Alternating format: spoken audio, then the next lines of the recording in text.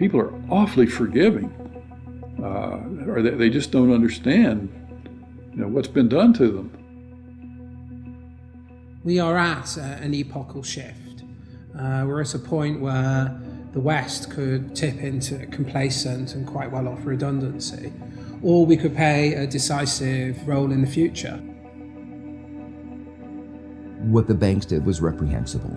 That was why there was the outrage at the greed of the bankers when we gave them money that was supposed to help them lend to others, but they decided to use that money to pay themselves bonuses. For what? For record losses?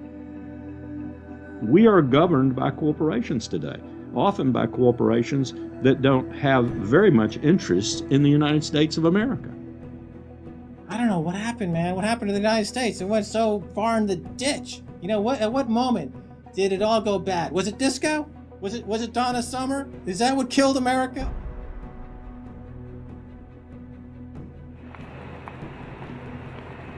We are entering the age of consequence. A rapacious financial system, escalating organized violence, abject poverty for billions, and the looming environmental fallout are all converging at a time when governments, religion, and mainstream economists have stalled.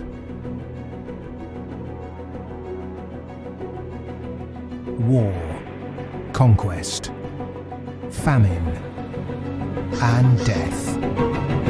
The four horsemen are coming.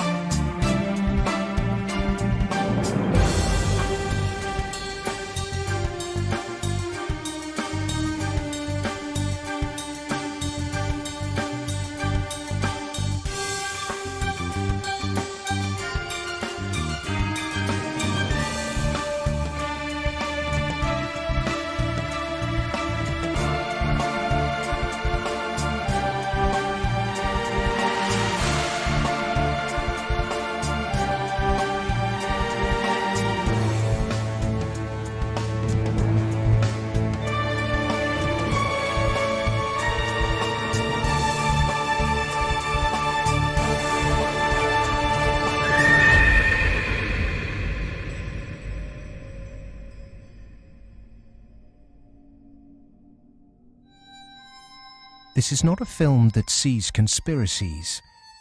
It's not a film that mongers fear. It's not a film that blames bankers or politicians. It's a film that questions the systems we've created and suggests ways to reform them. Over centuries, systems have been subtly modified, manipulated, and even corrupted, often to serve the interests of the few. We have continually accepted these changes, and because man can adjust to living under virtually any conditions, the trait that's enabled us to survive is the very trait that has suppressed us. Most societies have an elite tries to stay in power, and the ways they stay in power is not merely by controlling the means of production, to be Marxist, i.e. controlling the money, but by controlling the cognitive map, the way we think. And what really matters in that respect is not so much what is actually said in public, but is what is left undebated, unsaid. For centuries, gatekeepers have manipulated our cognitive map. But in 1989, a computer scientist by the name of Tim Berners-Lee implemented the first successful communication between an HTTP client and server. The World Wide Web was born. It has since unleashed a tsunami of instantly accessible, freely available information. Just as Gutenberg's printing press wrestled control of the cognitive map away from an ecclesiastical and royal elite, today the internet is beginning to change governments, finance, and the media. We are at the cusp of change. But to enact it, we must first understand the things that have been left unsaid for so long. To do that, we need context from people who speak the truth in the face of collective delusion. Because to understand something, is to be liberated from it.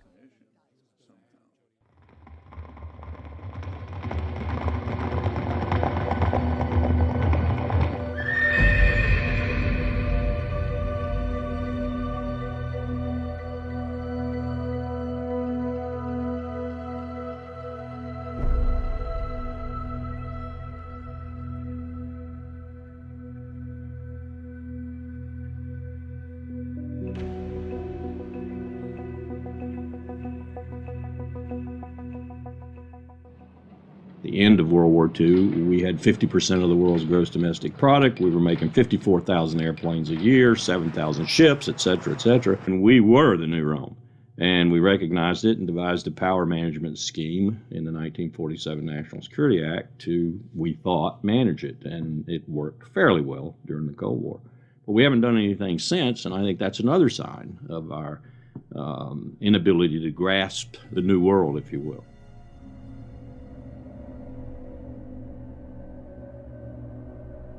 Empires do not begin or end on a certain date, but they do end, and the West has not yet come to terms with its fading supremacy. At the end of every empire, under the guise of renewal, tribes, armies, and organizations appear and devour the heritage of the former superpower, often from within.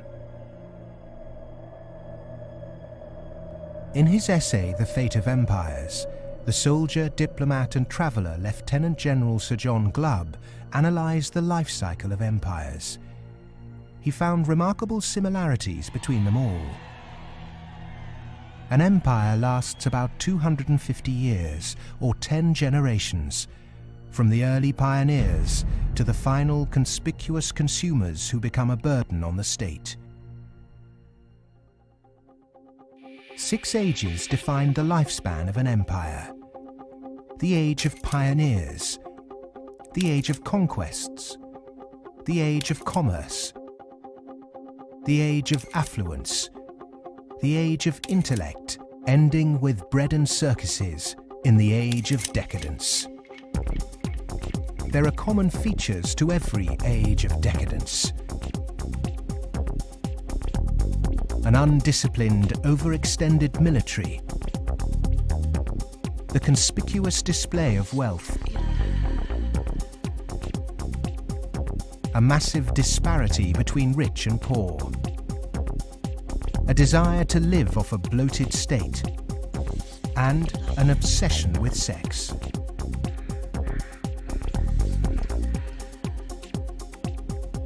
But perhaps the most notorious trait of all is the debasement of the currency.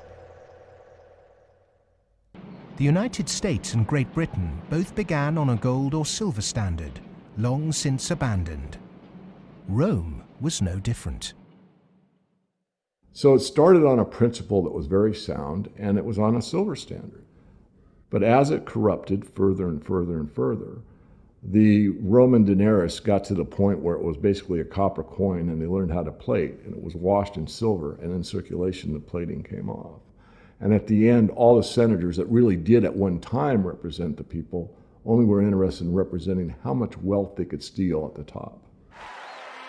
Great empire wealth always dazzles, but beneath the surface, the unbridled desire for money, power, and material possessions means that duty and public service are replaced by leaders and citizens who scramble for the spoils. Historically, all the signs of the demise of empire are beginning to develop. Some are more trenchant than others. This current financial and economic crisis, that sort of thing always accompanies the demise of empire. The people of Rome were constantly being distracted by the gladiatorial events, and the politicians knew that they did this. Whenever there was unrest among the people, they had a huge event going on, and they created a new event with lots and lots of gladiators, and every day we're doing that. That is a common trait of declining empires. And so today in the United States, for example, you find a tremendous emphasis on all kinds of television programs that distract people from what's really going on. Sports is a big part of that, as it was in the gladiator times. In essence, we've been lulled into a lethargy, and we've accepted it. Just as our sports stars today earn vast sums, so did Roman charioteers. In the 2nd century, one by the name of Gaius Apuleius Diocles amassed a fortune of 35 million sesterces in prize money, equivalent to several $1 billion today. Strangely perhaps, there's another profession that is disproportionately hallowed as an empire declines. The Romans, the Ottomans and the Spanish all made celebrities of their chefs. And this again is typifying the end of an empire, where things were so great, we have this last oomph of momentum that we used to be great, and we felt great, and we don't feel it anymore. So everyone is out searching for it. Well, maybe it's in the best food, or the best clothes, or the best music, or the best movies, or a reality TV show, or another magazine. But you can never get enough of what you don't need. What you need is a strong moral conviction that is pervasive throughout the society, and integrity reigns. There's a vast apathy. There's a vast amoralism, even a political nature to it. That is to say, there are vast numbers of people who don't give a damn. And so there's this natural, I suppose, entropy. Any living organism, which an empire is, of course, over time dies. Question is, how does it die? Does it die in a violent cascade of events, or does it die over a long period of time? The baby boomer generation were born into this age of decadence. Perhaps unwittingly, they've broken the unspoken intergenerational contract. Through unfettered consumerism, spiraling house prices, and a desire for eternal youth, the baby boomers have squandered future generations' inheritance. My generation, the generation right after my generation, I think we forgot that little phrase in the preamble to our Constitution, which says, and our posterity. All of a sudden it became us, period. The baby boom generation, which I'm a part of, has gone and done the biggest misallocation of capital in the history of mankind. We have had cheap oil, or cheap energy is a better way to phrase it. We've had an abundance of ideas, and we have chosen a system and perpetuated it that is probably one of the worst ways to use the blessings that were bestowed upon us. And we are going to pay a price for that. Human beings are inconsistent and paradoxical. We hope for peace and immortality, but continually invent new ways to destroy each other. We're capable of the kindest, most noble acts and the most horrific atrocities. Human beings are complex creatures. I mean, for example, we're capable right now, at this minute, of acting in such a way as to make it likely, if not certain, that our grandchildren are going to face terrible disasters. And we're consciously acting to accelerate that likelihood, even though we all love our grandchildren. How can you be more contradictory than that? In spite of all the economic activities of last 50, 60, 70 years since the Second World War, and all the industrialization, we have not yet managed to solve the problem of poverty, deprivation, hunger, malnutrition. Millions of people every night go to bed without food, and millions of people are throwing away their food. Waste on the one hand, and poverty and deprivation and hunger on the other hand. Malnutrition on the one hand, and obesity on the other hand. What kind of system have we created? Why, with such brilliant knowledge on the planet, are we still struggling to distribute wealth fairly? How has the human race developed a flawed system of government and economics that serves the few at the expense of the many? And with such poverty in an age of plenty, why have we not had the will to change such a vicious social structure? Greed is the fundamental kind of ingredients for the immoral economy. The problem is not that there's not enough in the world. People say that there's a poverty, we have to create more wealth. There's enough in the world for everybody's need, as Mahatma Gandhi said, but not for anybody's greed. But is it just greed, or does it go deeper than that? Is the problem systemic?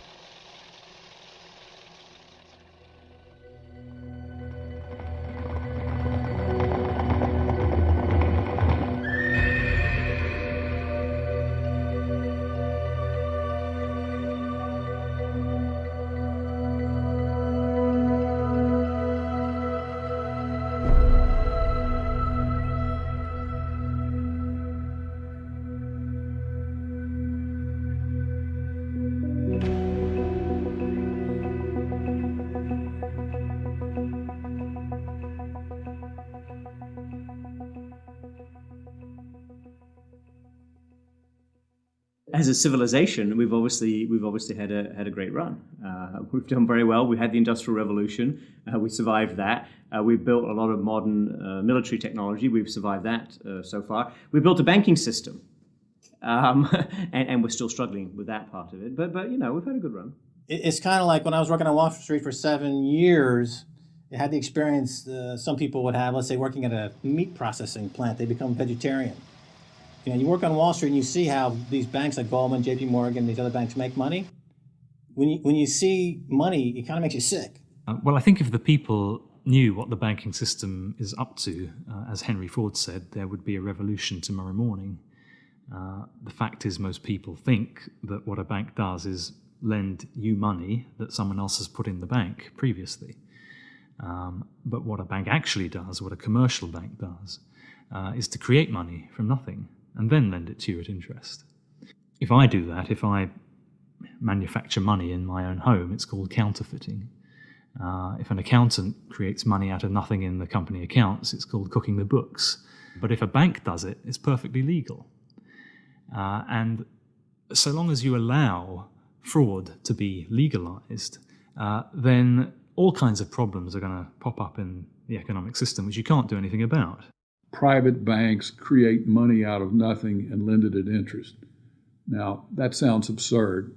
When I teach sophomores, about money in banking and how banks, they never believe it. And so you have to go through it again and again. Yes, banks really do create money. They really do. Here's how it happens. And it's absurd, and they're right to doubt that could possibly be what's really going on. But it is. Now, if the banking lobby is very strong, they're going to say, well, we don't want to change the system. We're making so much money out of it. What we have to do is, A, try and convince the people that it's their fault, that their wage claims are too high, and that's why we're having lots of inflation, or people are speculating on housing, and that's why house prices are going up. What they're not going to say is that this is happening because banks are creating money out of nothing and pumping it into the system, and that's why prices are going up. But how is it that we've ended up with a system in which banks have the power to create money?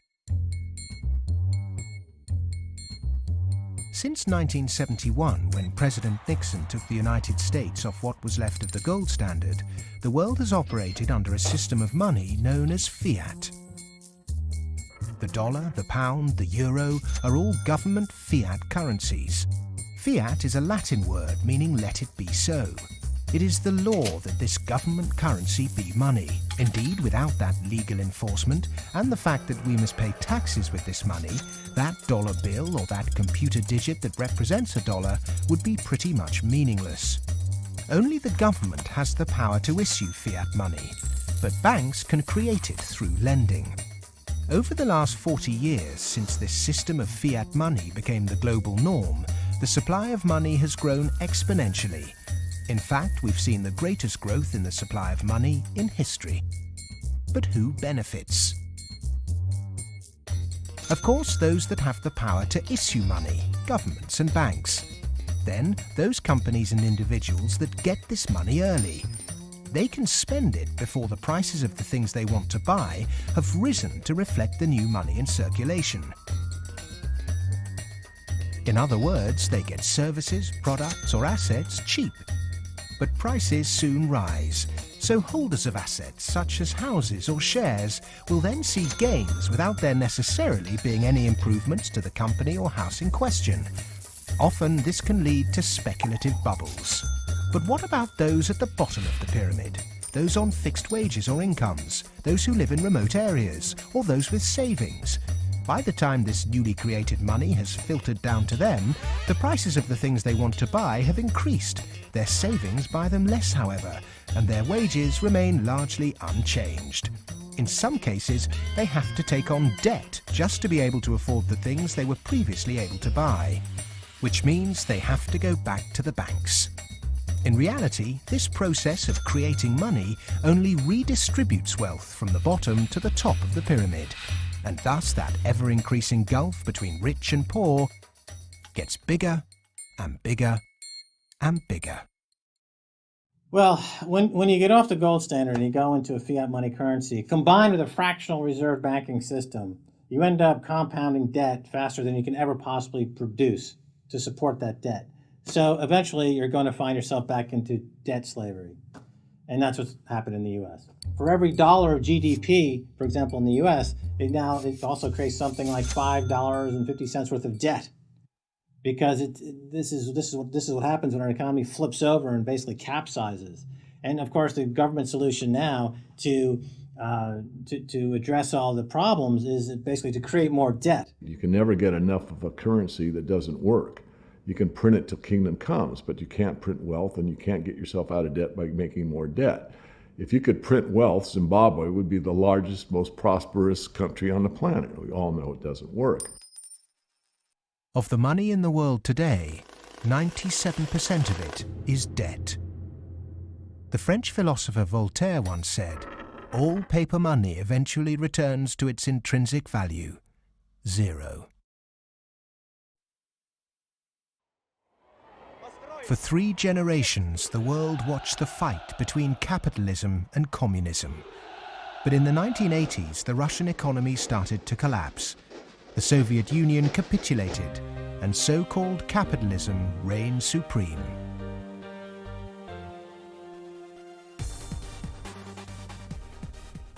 Before 1989, we had a battle between communism and the market. And in that battle, there was a sense of, let's not expose the flaws in the market economy. This is too important of a battle that you don't criticize our team while we're fighting their team. And their team, associated with authoritarianism, with a failure to deliver well-being to their society, it was very clear that if you had to choose between these two, which was better? Communism failed first for various reasons. I think it was inefficient, human rights, lack of respect, so forth. So capitalist West has been continuing in a triumphalist mode, thinking, our adversary has failed. That means we're doing everything right. Both systems are trying to do something which is fundamentally impossible, grow forever. And they're both going to fail. One failed first. Capitalism's going to fail later, or it's failing now. America right now is in a very interesting position because in the past 200-300 years of its history, it's a culture and a country which has almost always existed on the assumption that resources could be expanded. If there was a problem, you always try to deal with it by expanding the pie. Go west, young man. Make the pie bigger so that everyone's got a bigger piece. Now it's facing a world where possibly resources are beginning to be more constrained and where it's going to have to divide up that pie and inflict pain on people. And that's something which it is not well prepared for. How has the country moved so far from the intentions of its founding fathers? How has the American dream become so distorted? Over the last 30 or 40 years, capitalism has taken this extreme form. And a lot of it goes back to the economist Milton Friedman from the Chicago School and Ronald Reagan and Margaret Thatcher and others buying into these policies that really encourage people to take on huge amounts of debt, encourage privatization, smaller government supposedly, although bigger military, so actually the government spending goes up. Deregulation, getting rid of rules that govern the people who run our institutions, especially our corporations. It's as though we suddenly are supposed to believe that the human beings who sit at the top of corporations don't need to be regulated. They're some sort of gods. Milton Friedman, his protégés the Chicago Boys, and the neoclassical ideology beat the classical approach to economics and became the framework for what we today call capitalism. There are two main competing economic approaches which determine how we humans manage the world and distribute wealth. These are the classical and neoclassical schools. The classical school favours less government interference, more personal autonomy, and recognises that humans cannot function without natural resources. The neoclassical school, which has a more dismissive view of natural resources, thinks government should rule the economy, solve social problems, and leave the free market to look after the distribution of wealth. The neoclassical school emerged around 100 years ago due to vested interests' desire to protect their assets. This meant that neoclassical mathematical models and assumptions were divorced from reality. They're based on what ought to be, instead of the classical models which are based on what actually is. It's these neoclassical models, which favour large corporations, that have been used to legitimise the financialisation of the global economy. Championed by Ronald Reagan and Margaret Thatcher, neoclassical economics still dominates policy-making today. The Reagan Revolution, as we call it in the United States, obviously the Reagan-Thatcher Revolution, if you think about it more globally, was a big change in power structure and a big transfer of opportunity and wealth. Now, it's not that the poor gave it to the rich. It was a transfer within the well-to-do, so that the financial sector in particular, in the United States, for example, but also in the UK and some other places, became vastly more profitable, and wages in that sector went up a lot. I mean, we focus on bonuses, but it's also base salaries went up a lot, overall compensation. So there's a transfer from the non-financial part of the economy to the financial part of the economy that actually is unprecedented as far as we can see in any of the available data to us. And I'm talking about all of recorded human history. In 1932, in the aftermath of America's great stock market crash, a piece of legislation was passed to protect society. The Glass-Steagall Act was introduced to separate ordinary high street banking from investment banking. 67 years later, in 1999, under the influence of Treasury Secretary Larry Summers and his predecessor Robert Rubin, President Bill Clinton repealed the Glass-Steagall Act. Once again, banks could take ordinary depositors' money and speculate with it on virtually anything they liked. Wall Street has become a very particular type of casino. And it's unfortunately not the kind of casino they have in Las Vegas, which is, perfectly legitimate form of entertainment. It is a casino that has massive negative repercussions on the rest of society. So it's not just losing your money on a few wild nights. It's about the way in which those organizations lose their money, impacting the whole of society, leading to a massive loss of jobs. This unfettered gambling pushed the entire global financial system to near collapse.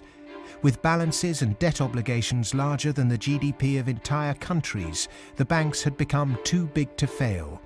The West was unprepared, and bankers met their reeling and disorientated governments.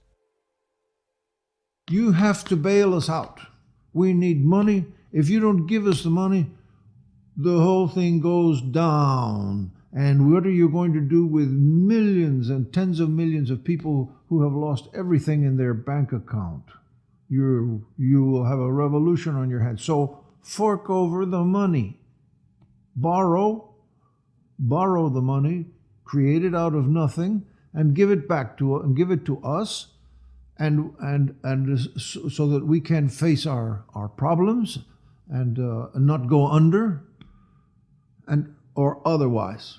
And this is what Mr. Hank Paulson did in the U.S. Congress. He went there one day and he told them, well, look, we need $700 billion, and we need it now, or else. Is this system we call capitalism really capitalism? In a capitalist system, government is supposed to be small, But today the state is more bloated and invasive than it's ever been. Individuals and companies are supposed to operate in a free market. Good enterprise is rewarded with profit, and flawed enterprise with failure.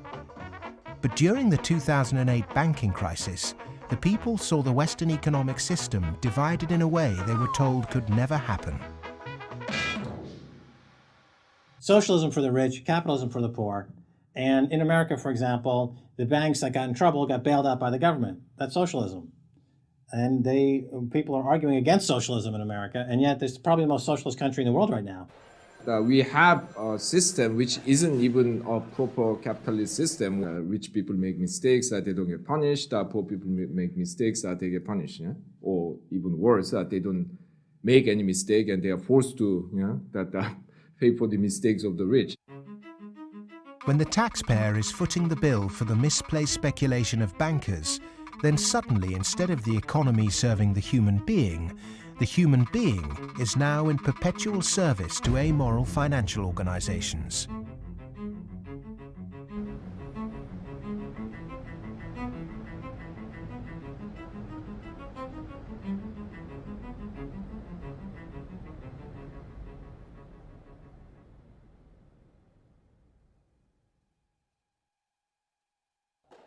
It was the head of the Federal Reserve Bank, Alan Greenspan, who after 9/11 slashed interest rates to encourage lending.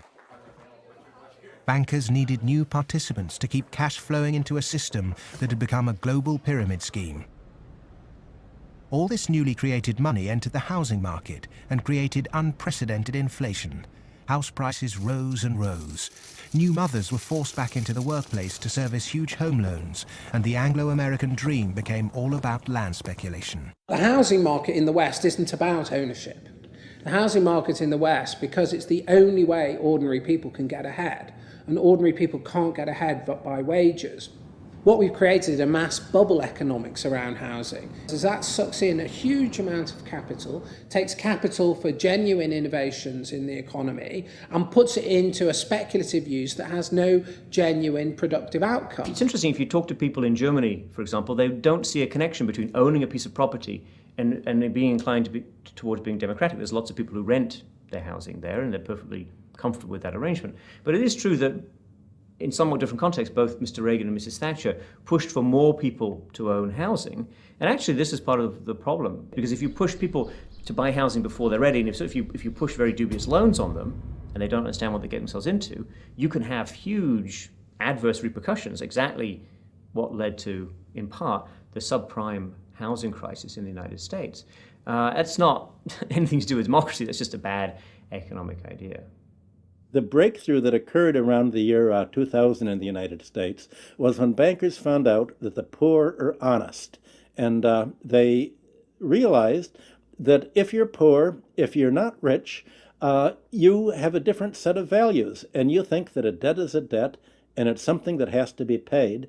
And that people will try to pay the debts that they're stuck with, even if the debts are not valid, even if the debts are much more than they expected, even if they really can't pay the debts. The lending and banking institutions, when they drew up contracts with interest rates, with flexible interest rates, I think they knew in the beginning that these problems were going to come back later on, where folks weren't going to be able to afford the mortgages as the interest rates increased. They put a lot of people in situations where they were taking food out of refrigerators, taking kids out of higher education. They're not able to afford college anymore. And it is making a really, really bad situation worse. The banks engaged in what was a criminal conspiracy to charge more to the blacks and Hispanics.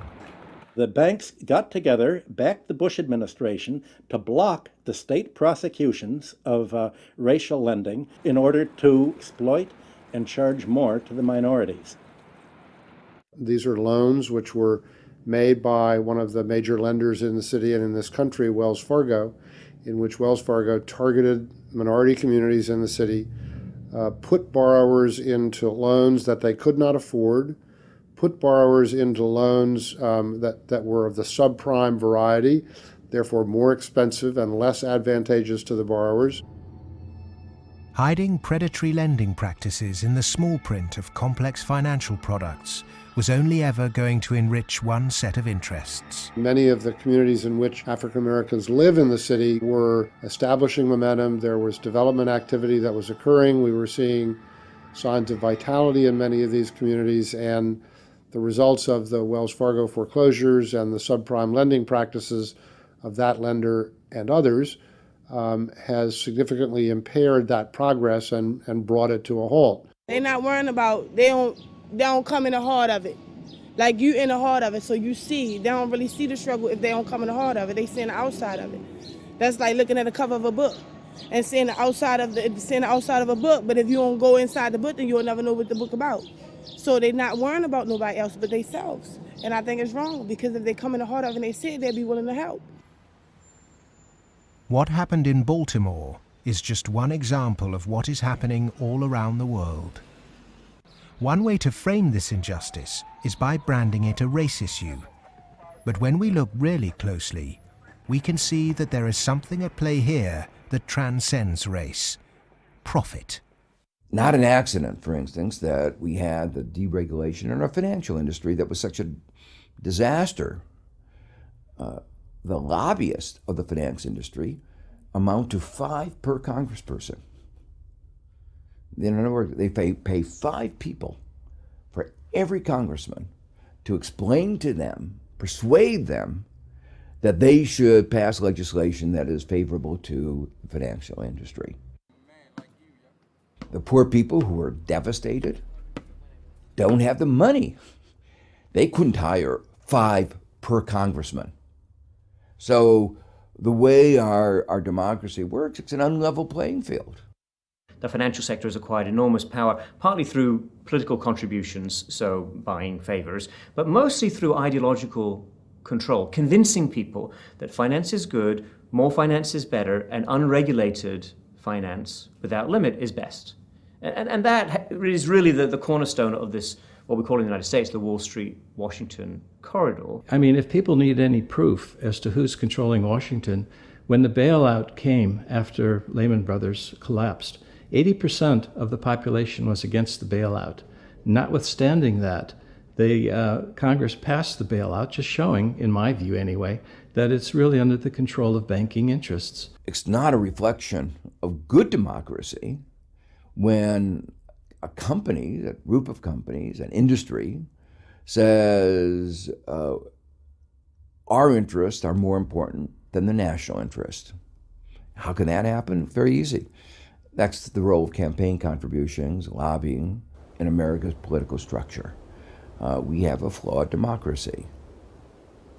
This is an advanced oligarchy in the sense that its main mechanism of control, if you like, is through convincing people that you really need, for example, the 6 biggest banks in the United States in the particular form they exist today, with the very light level of regulation. And if you don't have them, if you try to change that, all kinds of awful things will happen.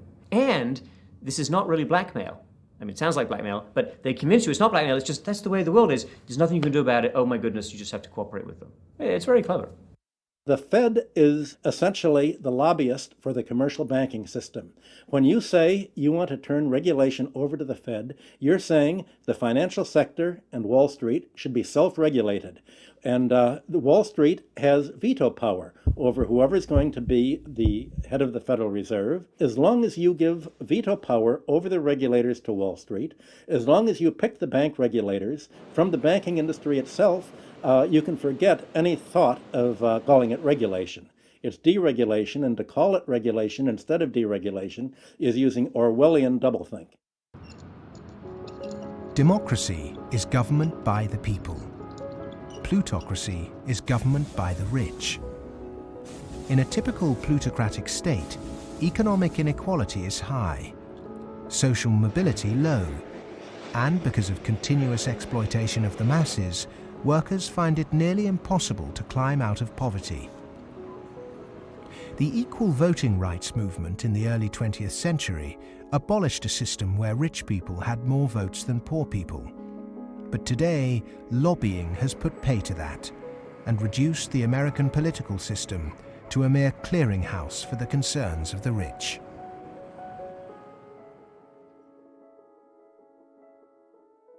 The Goldman Sachs machine is one of using profits to buy influence in Washington to change laws to make it easier to make money on Wall Street to be used to buy influence in Washington. So it's a self-reinforcing malfeasance machine that is continuing to grow as a parasite in the economy and continuing to kill the host. Famous for claiming it did God's work, Goldman Sachs is one of the most influential investment banks in the world.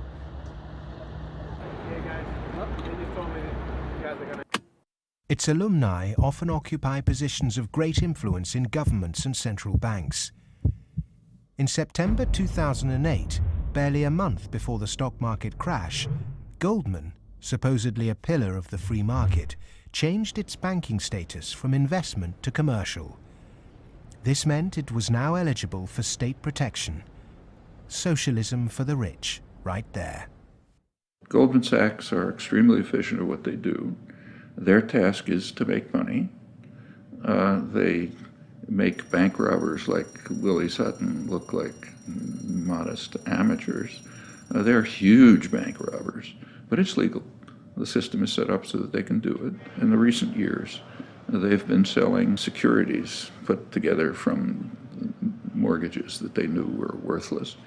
So they're selling these things to unwitting consumers, making a ton of money on it. Meanwhile, they're betting that they're going to fail because they know that what they're peddling is rotten.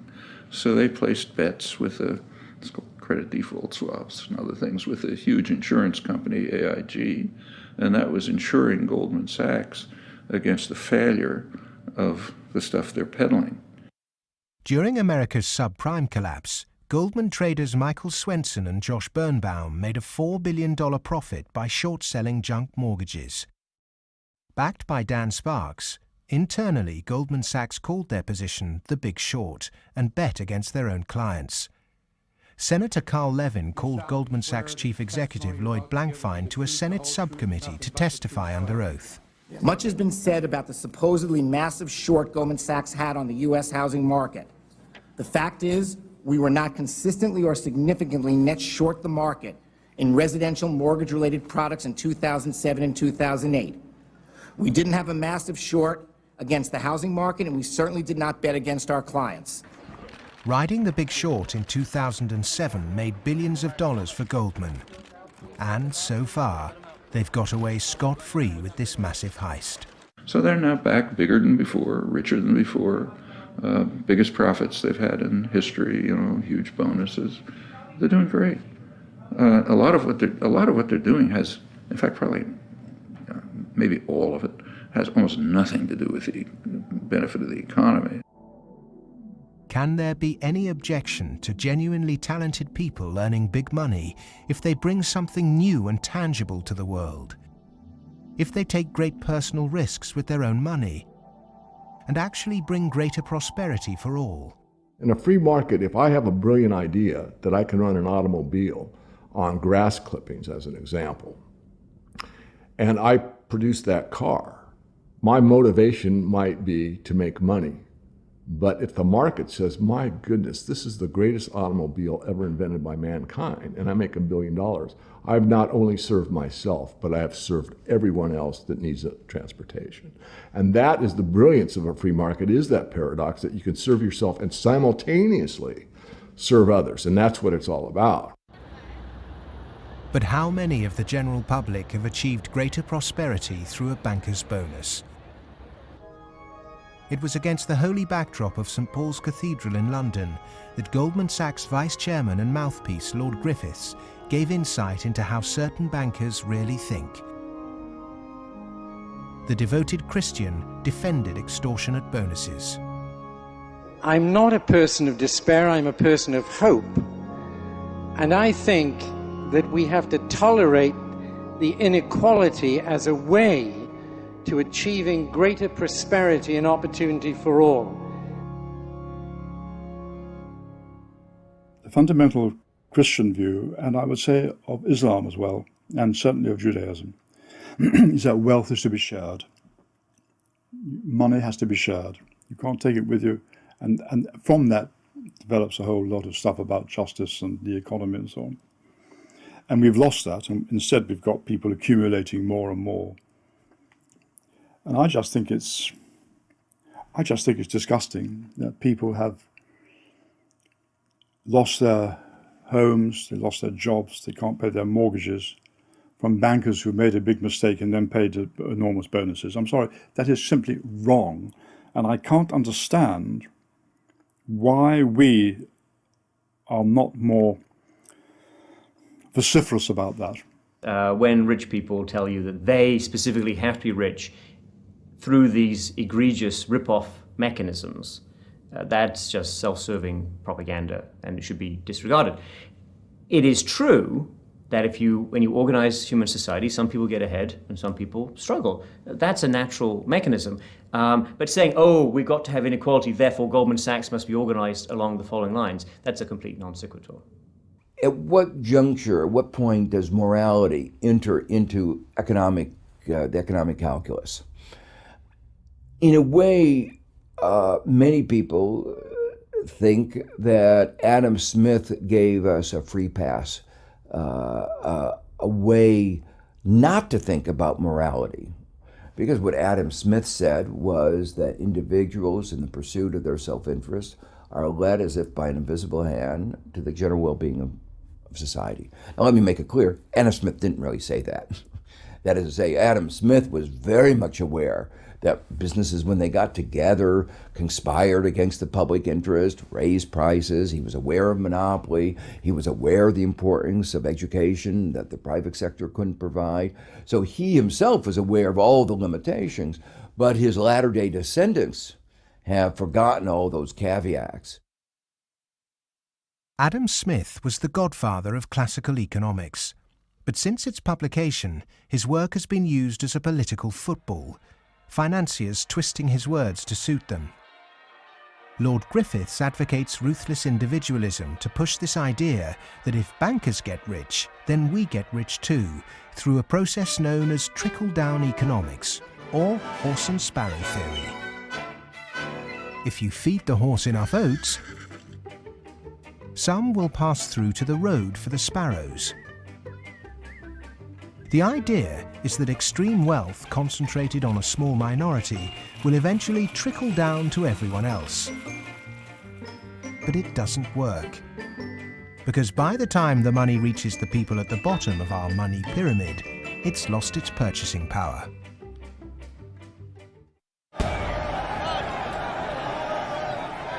But the public are now confused as to why our political leaders have allowed this to happen, and quite naturally now ask why. Because our political processes are badly flawed. They're badly flawed because of the dependence on lobbyists, on campaign contributions. So that's why, my view, and a view I think of a lot of people, is that we have to restructure our political processes to give more voice to the ordinary citizen and less voice to the interest group, to the moneyed groups, to those who have taken such a large role in shaping our tax code, our regulatory regulations, and so forth.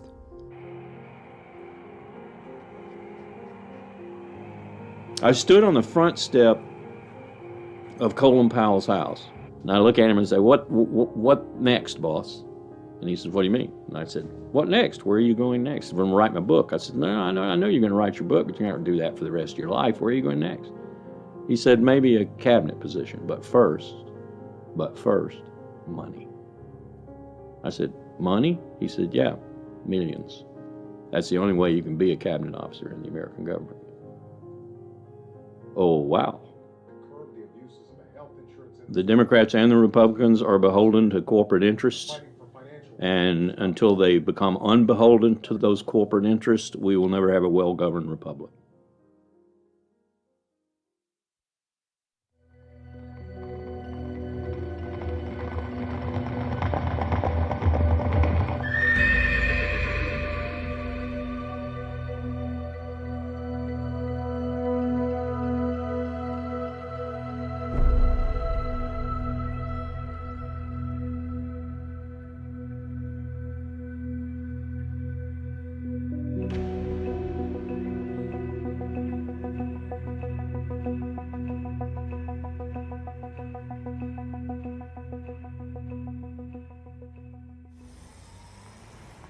The inherent iniquity in our system of money, banking and politics has not just had consequences domestically, but also on a massive scale globally.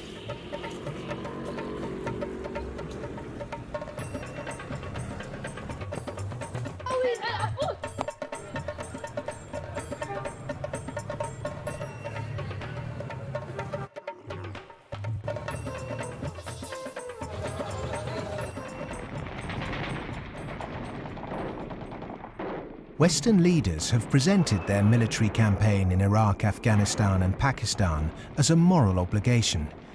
But are there other reasons for it? The first financial beneficiary of America's foreign policy is the military. In particular, those who supply it with arms and equipment.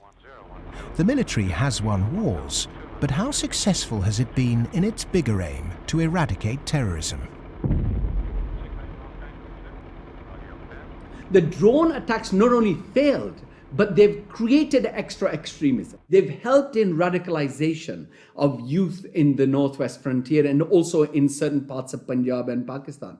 And because time after time, and sometimes, there's a feeling that America does this deliberately to destabilize Pakistan. I'm not so sure about that, but I certainly think those people who actually support this policy, every time you kill 10, the so-called terrorists, you create 500 more because they see the drone attacks as an attack on a sovereign state of Pakistan.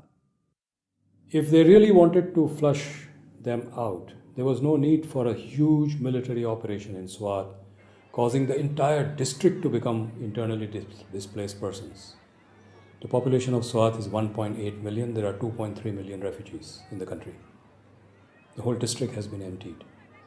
This wouldn't have been necessary if they had carried out a surgical commando operation to get the militant leaders. But they allowed them to escape, all of them. After the military, the next financial beneficiary are those who win the contracts to conduct the rebuilding process. In the West, people might even feel optimistic when they hear that the US is pumping tens of billions of newly created dollars into developing nations to build infrastructure. But often this too doesn't seem to achieve the publicized goals. Is there another reason we give these countries aid? We economic hitmen have created the world's first truly global empire, and we've done it primarily without the military. We work many different ways, but perhaps the most common is that we'll take a third world country that has resources our corporations covet, like oil, and then arrange a huge loan to that country from the World Bank or one of its sister organizations. However, the money never actually goes to the country. Instead, it goes to our own corporations to build infrastructure projects in that country, power plants, highways, industrial parks, things that benefit a few wealthy families in that country as well as our corporations, but don't help the majority of the people at all. They're too poor to buy electricity or drive cars on the highways. They don't have the skills to get jobs in industrial parks, but they're left holding a huge debt. Infrastructure which has used heavy loans from the World Bank and IMF and made from grants from Western countries, they've all gone into benefiting the elite and the feudal classes. They have not benefited the people.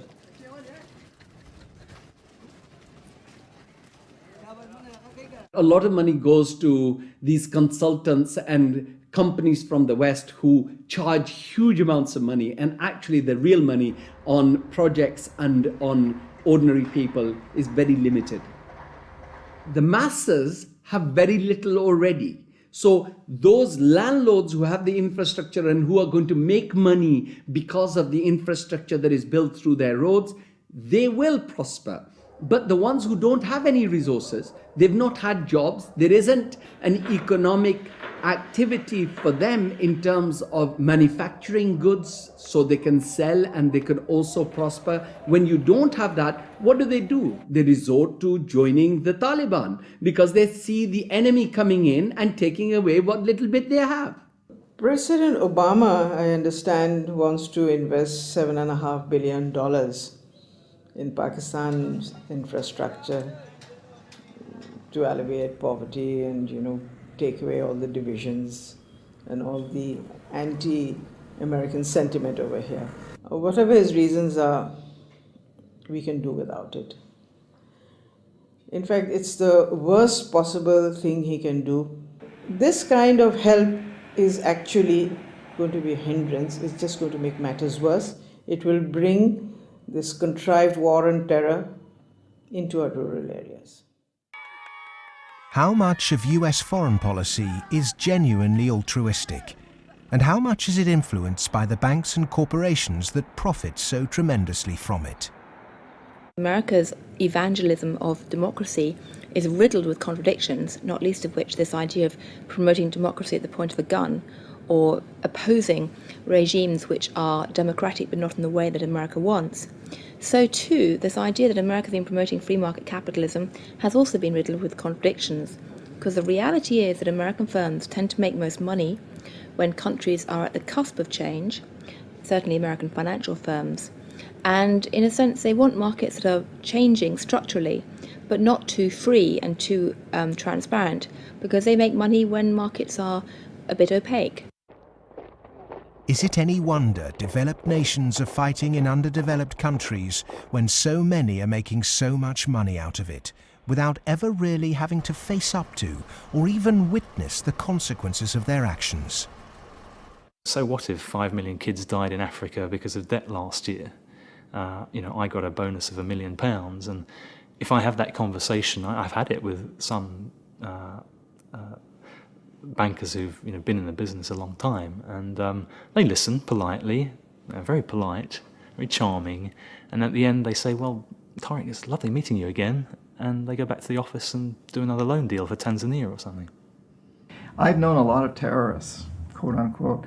I've met them, I've interviewed them for books, I've known them since I was an economic hip, and I've never met one who wanted to be a terrorist.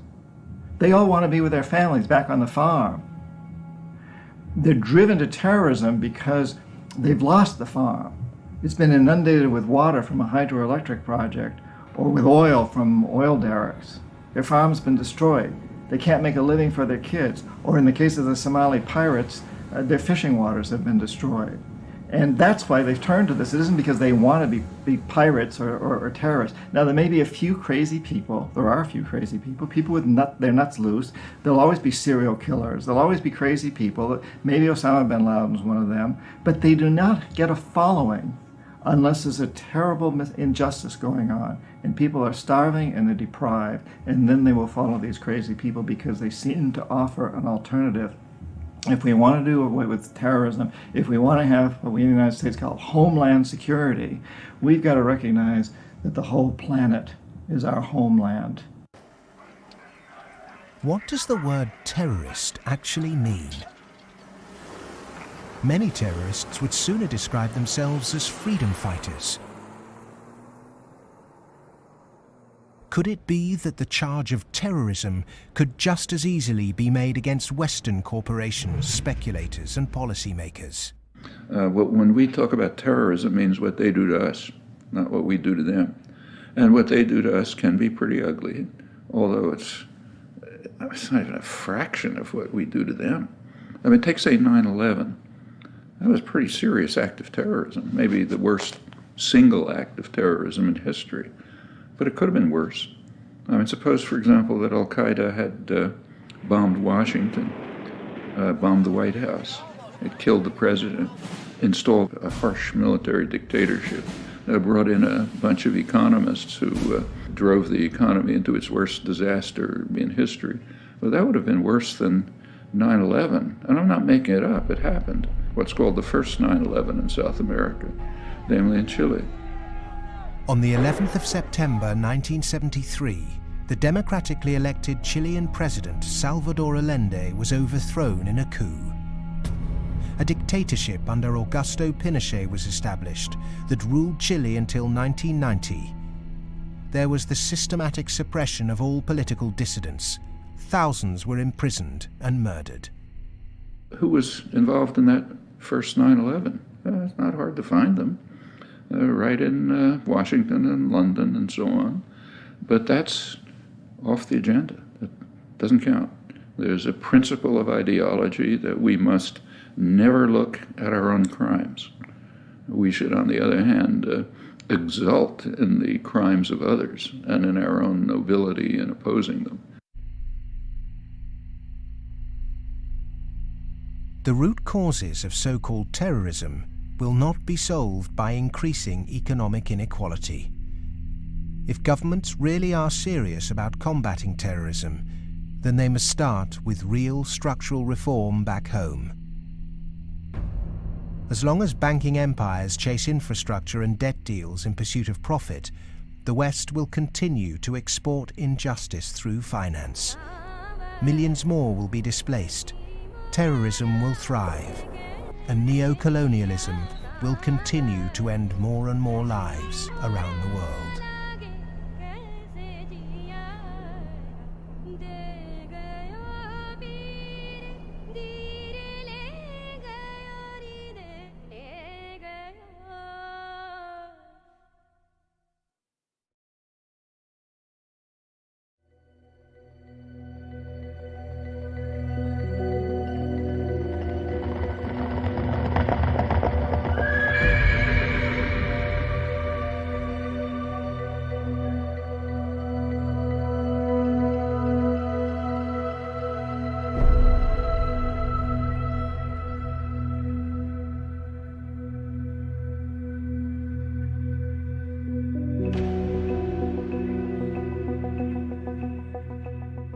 What's happened is that we have moved from a relatively empty world to a relatively full world. That is, empty of us and all of our stuff to now full of us and all of our stuff.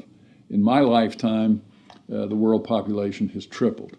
And the populations of other things, of cars, houses, boats, all these other things that put a load on the environment too, just like human bodies, those have vastly more than tripled. So the world is very, very full of what we might call man-made capital.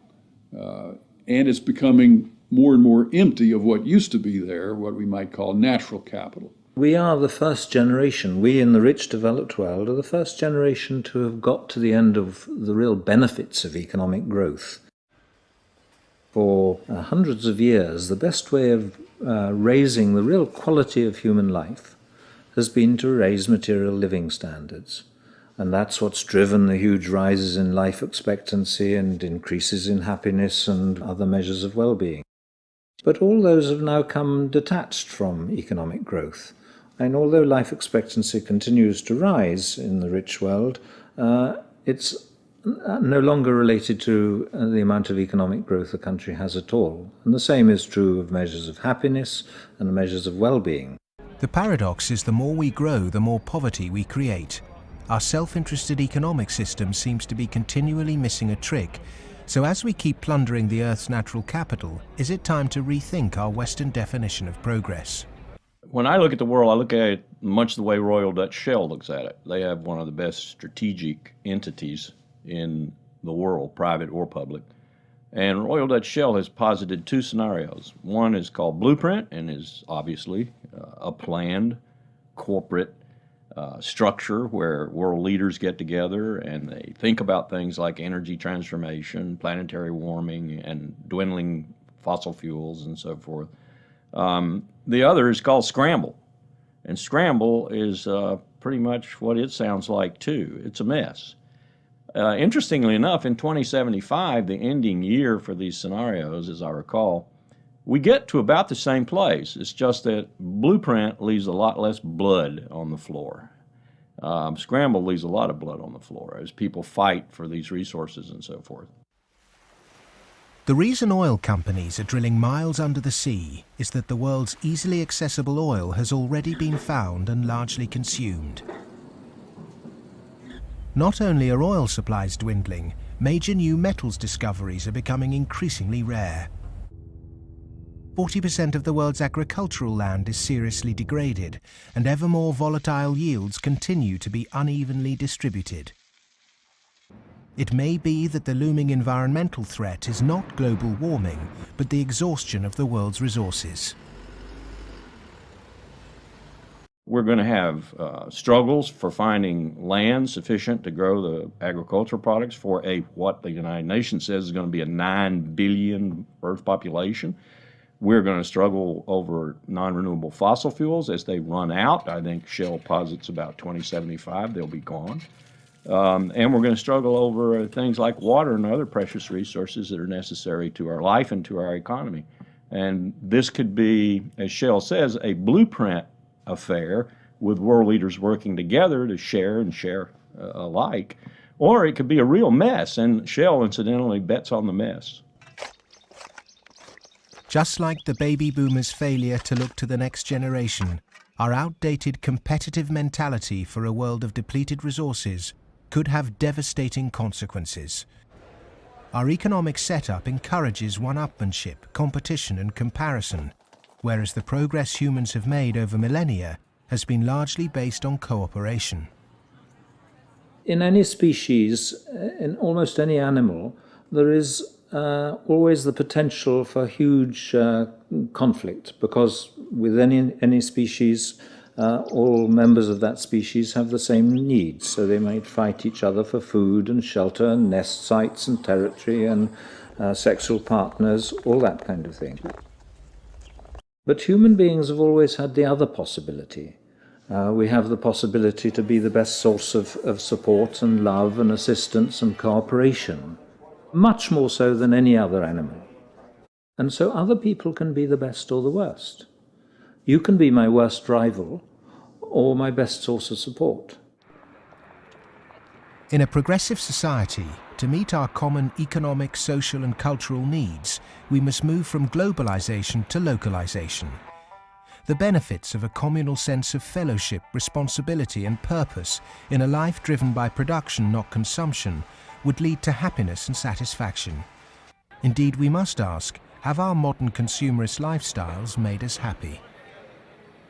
I think if one had been living in the 19th century and somebody had told you that 100 years later people were going to be living in this extraordinary wealth and comfort, with central heating and being able to throw away such a high proportion of our food as we do, we'd imagine that we'd be living in a state of extraordinary social harmony and everything would be rosy. And it's really quite remarkable, the contrast between, if you like, the material success of our societies and the social failure.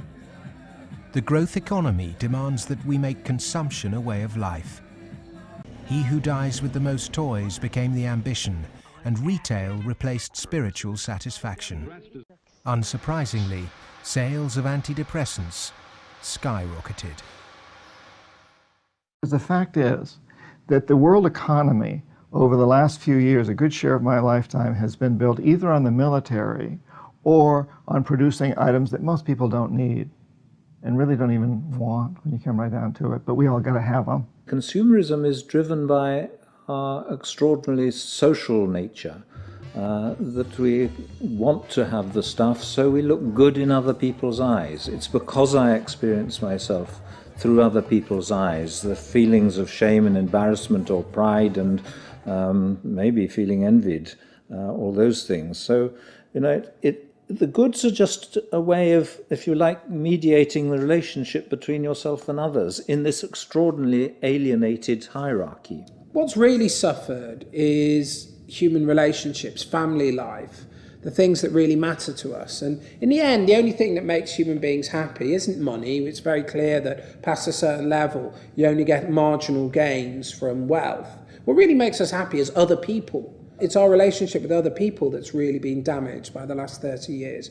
We trust them less, we have less interaction with them, we bond less than ever before, we marry less and marriage is under more threat than ever before. And all the associations that represent sort of permanent, unconditioned human affection are being eroded or damaged. And that's the real legacy of the last 30 years. And in some sense, we've got to recover and rehumanize our lives. Otherwise, not only will they be nasty, brutish and short, but they'll be lonely. The West is coming to the realization that its human project is failing. The West was so convinced that if you push people to achieve as individuals, the accumulated achievement of individuals would make for a successful society.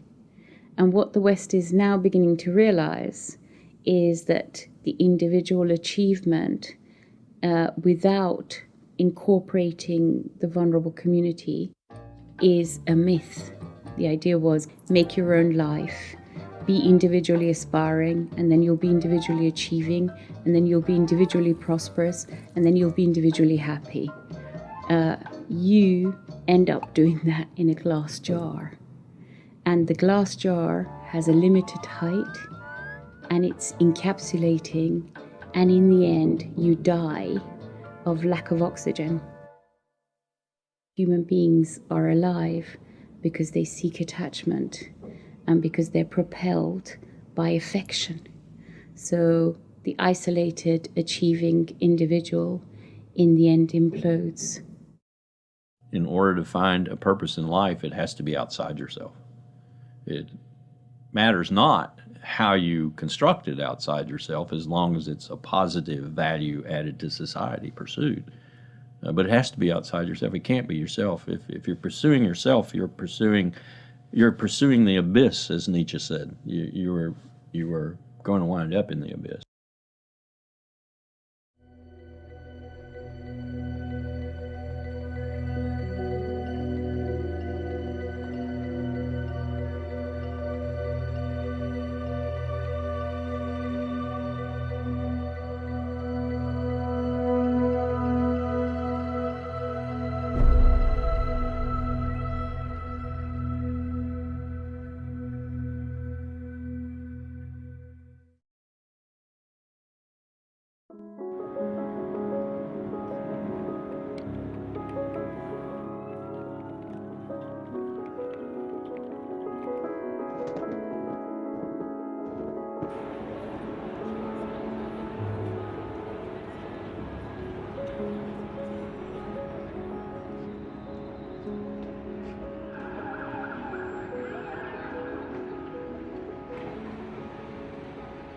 One of the most powerful cultural frameworks that shapes the way we think today in the West is the Hollywood film construction. And it follows a particular cultural pattern in that there is a beginning, there is a middle and an end, there is drama, tension, there's resolution, there's usually a goodie and a baddie, and it's usually a story told through the medium of human beings. This Hollywoodization of the way that people communicate and the way they tell stories about themselves and view their recent history has very much impacted how we look at the financial crisis, in that people look at the beginning, the middle and the end. They look at the drama around Lehman Brothers and they wanted, say, a resolution, and they wanted baddies, they wanted sacrificial victims as well. So people have focused on a few individuals.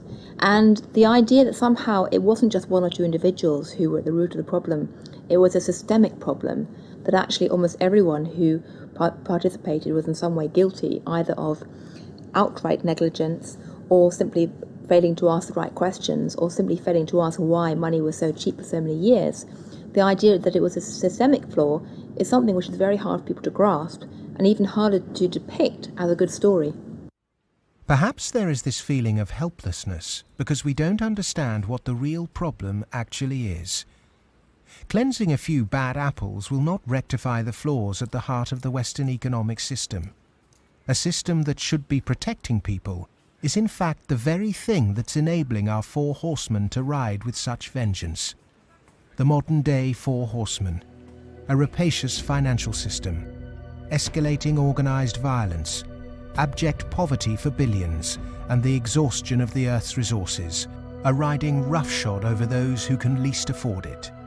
They gallop unchallenged because the cognitive map that's been put in place by our schools, universities, and our media does not encourage us to question accepted norms.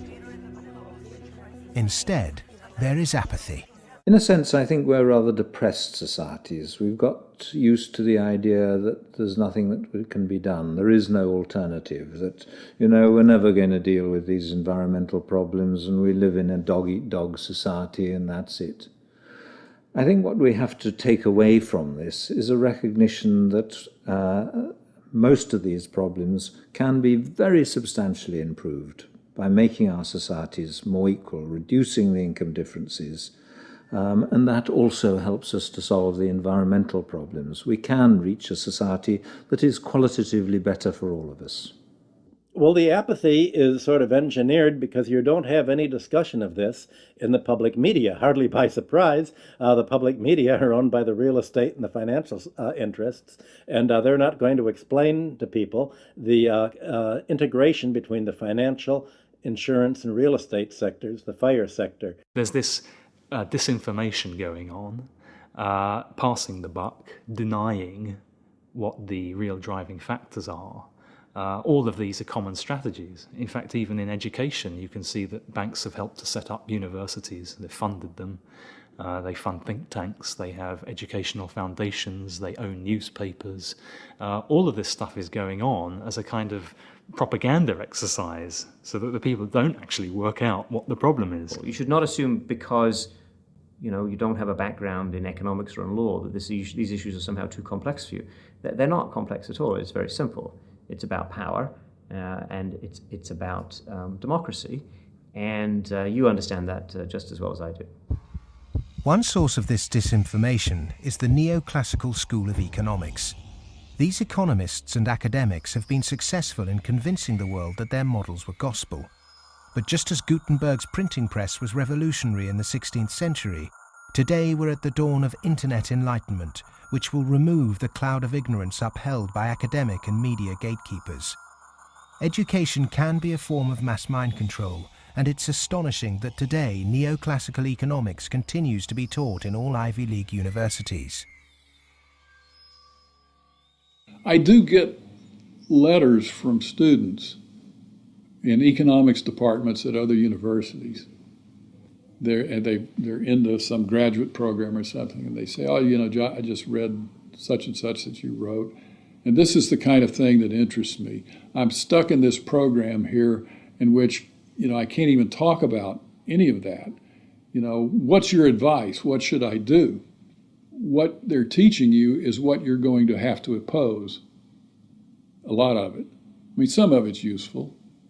But so some of it's useful, go ahead and learn it. And the other reason for learning the rest of it is know your enemy. An individual might not be able to change the system, but they can change themselves. If we're not offered proper education, we must begin our own. And a good place to start is to become reacquainted with the classical economists, and with something that so few question, but that affects us all, our system of money.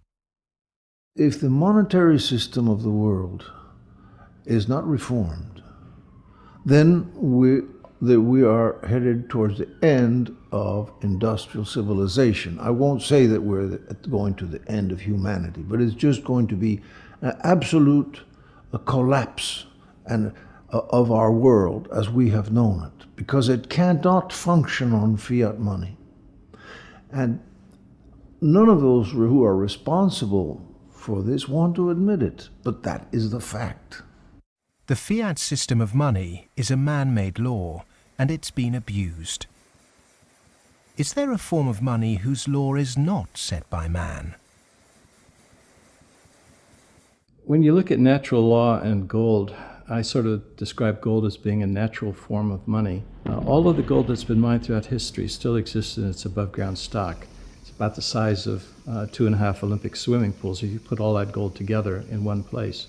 The key is that this above ground stock of gold grows by about 1 3/4% per annum, which is approximately equal to New World population growth, and is approximately equal to new wealth creation. So as the net result of this is that you have this very good consistency in gold's purchasing power over long periods of time, because the supply-demand equation is very much in balance. To achieve human liberty, you really need to have sound money, and gold is the only way to do that, because only gold is outside of the control of politicians. With modern man-made monetary processes, a chronic excess of debt has built up at every level of society. Debt is now regarded as normal. It isn't.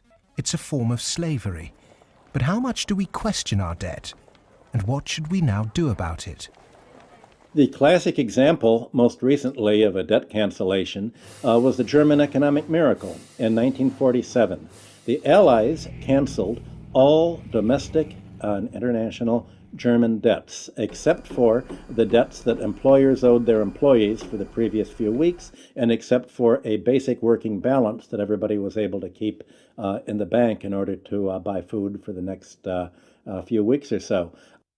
Essentially, you would follow the 5 or 6 pages that the currency reform of 1947 did in Germany. You would start with a clean slate. That means that everybody would own their property free and clear.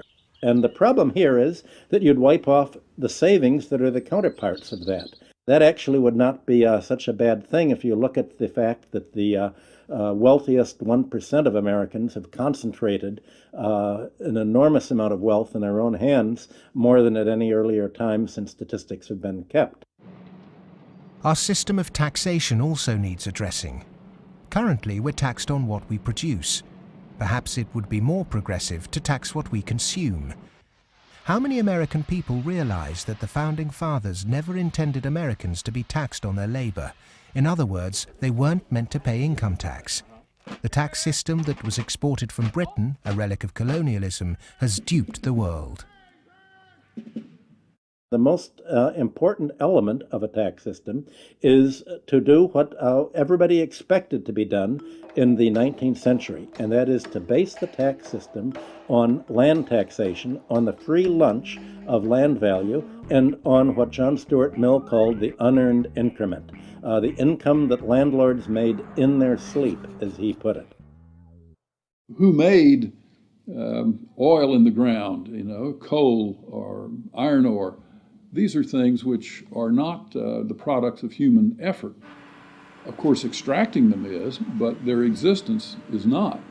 And so the rents from natural resources are a wonderful source of taxation.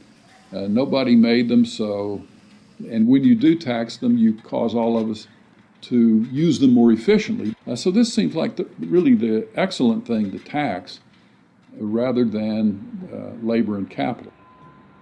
If the governments used this land site value that's supplied by nature, not by human labor, not by personal enterprise, then the government would not have to tax wages in the form of income tax.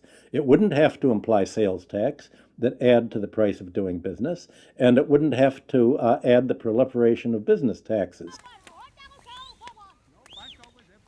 This tax system, advocated by all the classical economists, would begin to address global poverty, as it would allow citizens in developing countries to keep their resource wealth. In developed countries, it would begin to address our housing and debt crisis and unleash the kind of entrepreneurship needed to refloat our economies. Perhaps we should also resurrect another timeless principle for workers that was promoted during the Industrial Revolution. Well, the idea that people who work in a plant ought to own it is just deeply built into working class culture. So right around here at the early Industrial Revolution in the late 19th century, working people simply took for granted that, yes, of course, the workers should own the mills in which they work. Anything else is an attack on our fundamental rights as free citizens. They also took for granted that wage labor is hardly different from slavery. It's different only because it's temporary, and then you can be free. One of the ways you can be free is by owning your own plants. That was not an exotic view. That was Abraham Lincoln's view.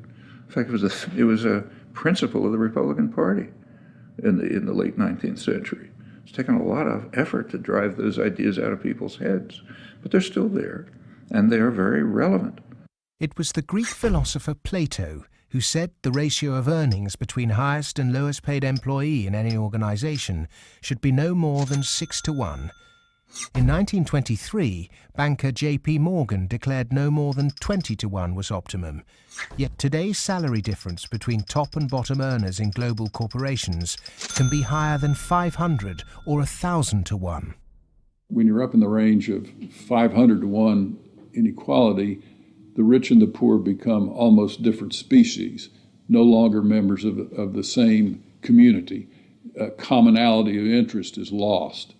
And so it's difficult to form community and to have good, friendly relationships across class differences that are that large. When the public do vent their outrage at inappropriate earnings, the common defence is to move the debate to the psychological realm and quote mercurial British economist Herbert Spencer. He coined the phrase survival of the fittest, and his words are now used to justify excess. Competition in business is a good thing, but the playing field must be level. Monopolists have too much because the system they game is rigged. Under the current economic setup, the fitness of the vast majority of the world's population is irrelevant. Those that are made to pay for this crisis are not those that caused it. But those who caused it, for survival, will no doubt try to marginalize this film as socialist or even Marxist. I'm a capitalist. I'm a business person. I believe in the basic principles.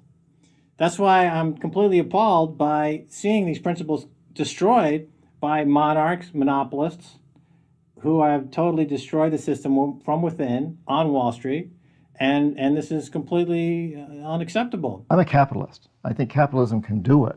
It's not a question of getting rid of capitalism. It's a question of getting rid of this terrible form of capitalism. Capitalism, more broadly understood as market economy, not only has a future, I can't see the future of the world without it. But the question is, what kind of capitalism? What kind of market economy?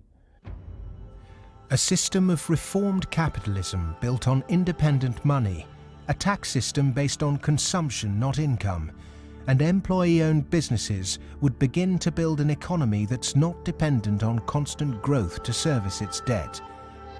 We've endured the so-called free market for centuries, but far from being free, it's led us to destroy nature and each other in a vain attempt to progress. It's absolutely ludicrous to suggest that somehow there is a scientifically defined boundary of the market that we should never change. And of course, that's what the free market economy wants you to believe. Because once they convince you of that and claim that, on top of that, claim that they have the truth because they are PhDs in economics, then they can tell you whatever they want, and then you'll have to accept it. But that's where we have to take these guys on. Politics is about drawing the boundary of the market. When you think about it, a lot of things have been taken out of the market over the last 2-3 centuries. 2-3 centuries ago, you could buy and sell human beings, child labor, a lot of things that you wouldn't imagine you could buy and sell today. So, over time, we have redrawn this boundary, and there's nothing wrong with redrawing the boundary again. Things that were considered absolutely reasonable in the 1850s, like selling any chemical on a street corner and telling you that it's a pharmaceutical drug that will be good for you, things like that were absolutely commonplace then, are now serious criminal offences. Well, the same thing will be true of active money management in 100 years. The breakdown we saw in the Great Depression and witnessed again at the beginning of the 21st century occurred because in the name of growth, much was taken out of the system by those who contribute very little. Multinational corporates and banks will always want to grow without having to compensate those people who actually do the work to produce the surplus. In the past, every time too much was taken by those who contributed little, people rose up to halt the violent practices enacted by a tangible enemy. Today, the question is, with such a formless enemy pervading every element of our economic and democratic process, can it be done again? Of course it can be done again. Look, it's a cycle. We're not debt peons, but maybe rats running around a little wheel in somebody's big cage somewhere. The finance rises, finance becomes organized. You make a lot of money in banking. It's easy to go out and buy politicians.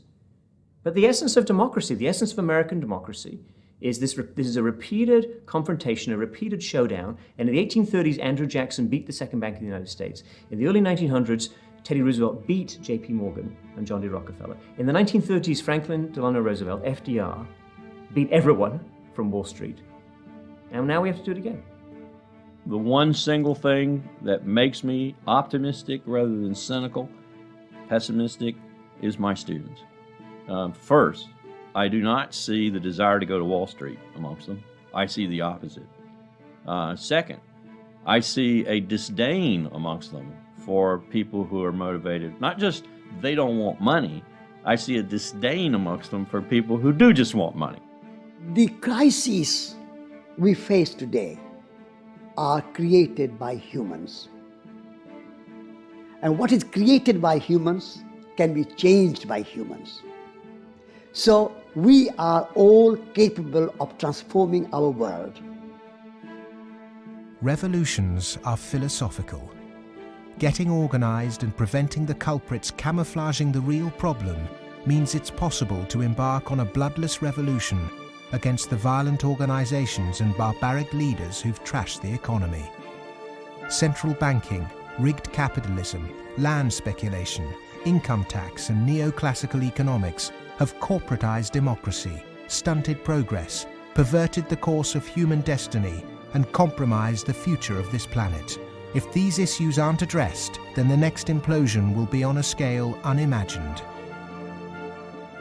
Whatever the propaganda, at the beginning of the 21st century, central banks' unregulated cheap money pumped up land values, which created an unsustainable asset bubble in a world that once again operates a rigged tax system that enriches entrenched privilege. Neoclassical economics have ruined life for the bottom billions, tempted everyone into intergenerational conflict, and created massive suffering that has no limits. Human beings go mad in crowds and come to their senses slowly and individually. History is littered with examples of people who threw themselves off the yoke of oppression to adopt radical change, only to end up with popular new rulers that maintained the status quo. To really understand something is to be liberated from it. Dedicating oneself to a great cause, taking responsibility, and gaining self-knowledge is the essence of being human. A predatory capitalist's truest enemy and humanity's greatest ally is the self-educated individual who has read, understood, delays their gratification, and walks around with their eyes wide open.